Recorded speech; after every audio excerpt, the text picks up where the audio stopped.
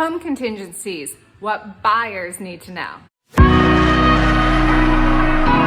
Today we're going to go over what you as a buyer need to know about home contingencies. Contingencies are timelines that are placed in the residential purchase agreement for certain actions that need to take place. First contingency is the home inspection contingency. This allows you as the buyer to get as many inspections on the home as your heart desires. Certain amount of time to do this.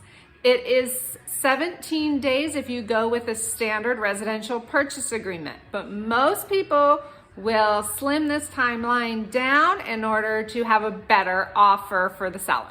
So you have your timeline to get anybody you want in. Normally you start with a whole house inspection, and if you get any news from that would make it necessary to bring in a plumber for a plumbing inspection or an electrician for an electric inspection, or a pool inspection or an AC inspection, whatever you want to do. This is your time to do it. You can have as many inspections as you would like. It's also your time to get out of the purchase agreement if you don't like anything that was mentioned on the inspection report, or if you can't come to an agreement with the seller as far as cost for repairs or making their repairs themselves. Second contingency, the appraisal contingency. Now, if you're getting a loan on the home, generally for 30% or less down payment, you're going to be required by your bank to get an appraisal. Now, if you are paying all cash, or you have 30, 40, 50% you're putting down, most of the time you can just waive that appraisal, but that is entirely up to you. This is a cost out of pocket to you, just like all home inspections. Appraisals in our area generally run around the $600 to $700 range. The appraiser is a third person entity, basically. They're not associated with you or the bank or anybody. They do come in knowing what you're offering on the house. The goal is to get the appraisal at the amount you want to purchase the house. Rarely have I seen it gone over, but if it does, it's generally just about 500 or a couple of thousand over.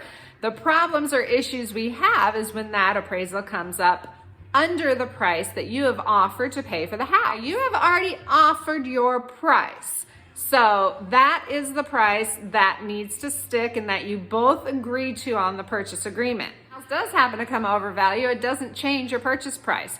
If the house though comes in under value, you still agreed to purchase it at the price you offered. However, you do not have to purchase it. So that is a contingency that you can get out of the purchase of the home if the home does not appraise for the offer that you sent in. Most of the time we will negotiate this between the seller and the buyer.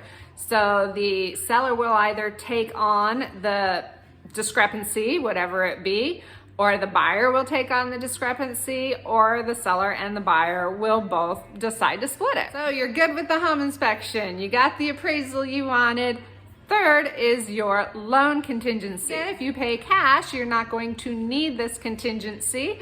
The loan contingency is a standard 17-day timeline, just as well as the appraisal and the home inspection contingency. If your lender can make this shorter, it might make your offer look better to the seller. Generally, lenders need as much time as possible to gather all their facts and figures, receive the appraisal, and move forward on the loan. For any reason during the home loan process, if something comes up and you don't qualify at the end, if you're going through the last steps and something pops up, or heaven forbid you made a large purchase during the loan period, don't do that. During the loan contingency, do not do.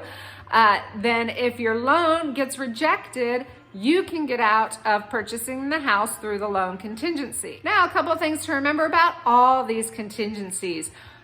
They are put in place for you to have a way to get out of the purchase agreement without losing your earnest money deposit. As long as in good faith, one of these three contingencies does not work out, it allows you basically an escape clause out of the purchase.